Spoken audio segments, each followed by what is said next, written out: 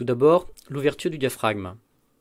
Le diaphragme est un dispositif mécanique qui se situe dans l'objectif de l'appareil photo et qui permet, en l'ouvrant ou en le fermant, de laisser entrer plus ou moins de lumière.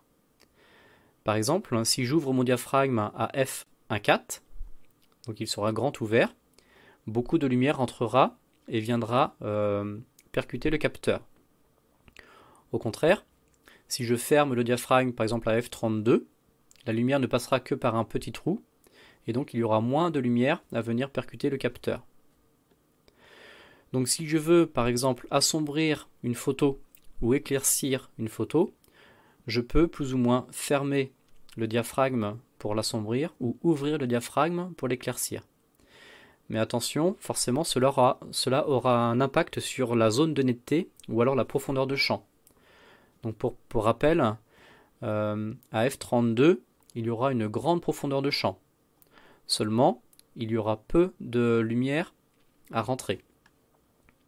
Et à f1.4, la profondeur de champ sera très très faible, mais beaucoup de lumière pourra venir percuter le capteur.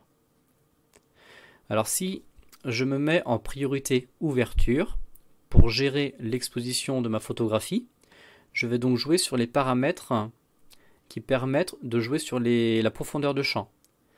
Et donc si je me mets en priorité ouverture du diaphragme, c'est l'appareil photo qui va gérer les autres paramètres. Alors par exemple, les ISO, il vaut mieux les mettre le plus bas possible, à 100 par exemple, et dans ces cas-là, l'appareil photo, lui, va gérer le temps de pause. Donc si je ferme mon diaphragme à f32, le trou sera tout petit, donc il faudra un petit peu plus de temps pour que la lumière vienne percuter le capteur. Donc danger, peut-être qu'en mettant un petit peu plus de temps, l'appareil photo pourra bouger, donc il y aura peut-être un flou de bouger, mais ça peut être artistique. Et si je me mets à f1.4, le diaphragme sera grand ouvert, donc il faudra moins de temps pour que la lumière vienne percuter le capteur.